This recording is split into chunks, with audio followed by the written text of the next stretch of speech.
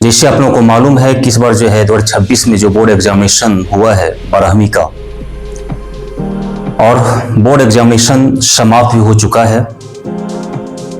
समाप्त होने के बाद आप लोगों को ये मनों में ख्याल आते होंगे कि जो मेरा साल भर जो गुजरा है 2025, जो अपने साल भर जो मेहनत किया है 12th बोर्ड एग्जामिनेशन के लिए, उसके अनुरूप एग्जामिनेशन गया है कि नहीं, आपकी तैयारी के अनुरूप एग्जामिनेशन गया है कि नहीं।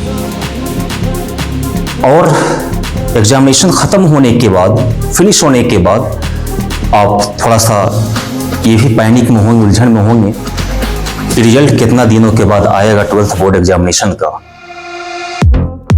जो आपने साल भर जो मेहनत किया, physics, chemistry, biology, mathematics, Hindi और उर्दू, जो भी हो पेपर हो आपका, 5 सब्जेक्ट, उसने आपने जमकर तैयारी किया है और आपने लगातार तैयारी किया है।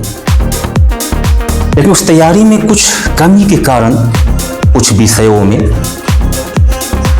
जैसे मैं फिजिक्स का टीचर हूं, अगर फिजिक्स की पेपर की बात करूं तो बहुत सारे विद्यार्थी जो हैं ये उलझन में पड़े थे कि मैंने पूरा सिलेबस कवर किया।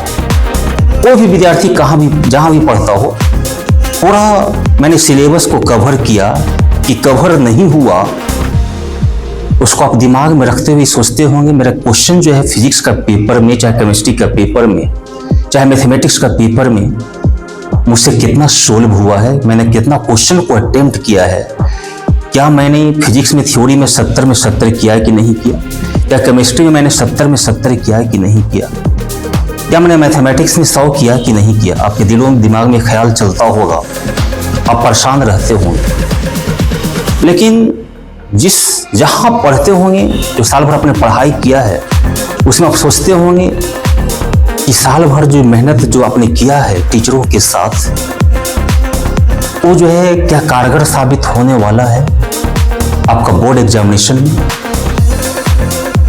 आपके रिजल्ट में क्या कारगर साबित हुआ।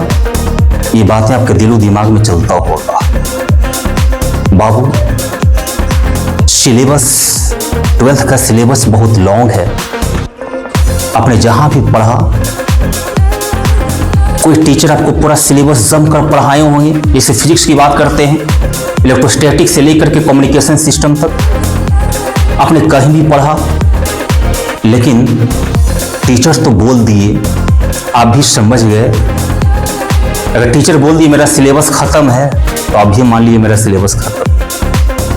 ऐसा बिल्कुल कतई नहीं होना चाहिए। आपके पास सिलेबस है, आपके पास पाठ्यक्रम, उस सिलेबस को देखा कीजिए। कितना चैप्टर पढ़ना है, उस चैप्टर में कितना टॉपिक पढ़ना है, क्या सारे थ्योरी हो रहे हैं, वो सारे थ्योरी पर न्यूमेरिकल बन रहे हैं।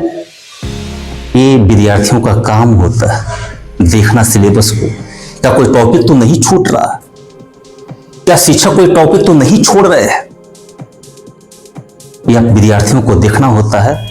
अगर नहीं देखेंगे तो बाद में पछतावा होगा आपको, है ना। शिक्षा लाइन ऐसा चीज है, शिक्षा ये आपका भविष्य का सवाल है, जिंदगी का सवाल है, करियर का सवाल है।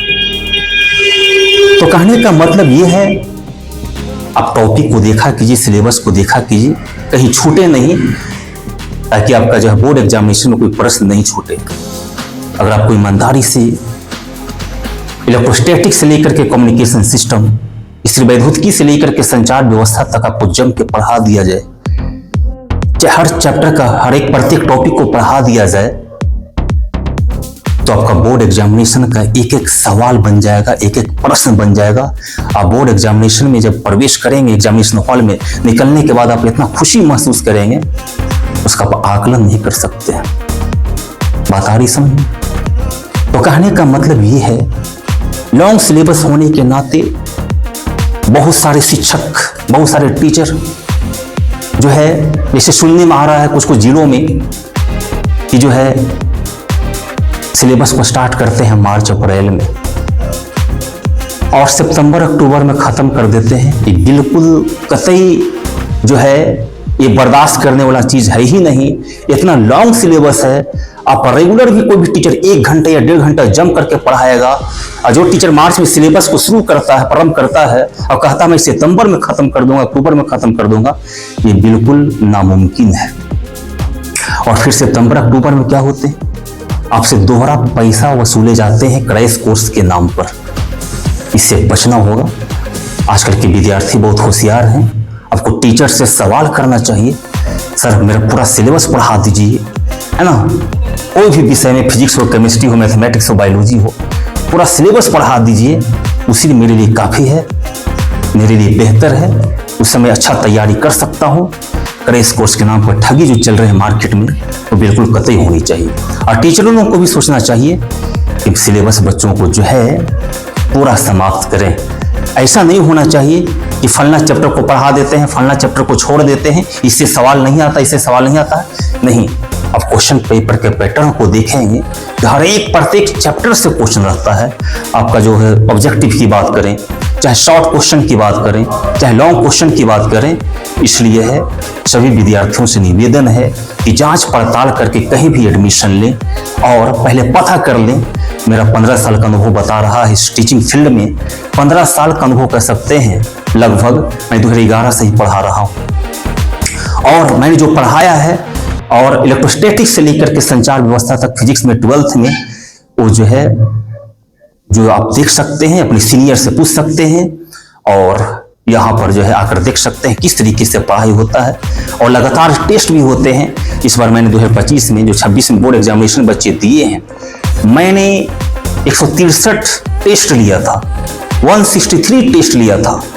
आप समझ सकते हैं कितना प्रैक्टिस होता है, लगातार टेस्ट होते हैं, लगातार रिजल्ट आते हैं और बच्चों को उत्साह बढ़ाने के लिए प्रोत्साहित भी किए जाते हैं, अवार्ड और इनाम भी दिए जाते हैं। तो इस तरीके से सारे बच्चों से रिक्वेस्ट है, निवेदन है कि कहीं भी एडमिशन लें तो सोच समझ कर लें, जांच पड़ताल करके लें। Thank you very much.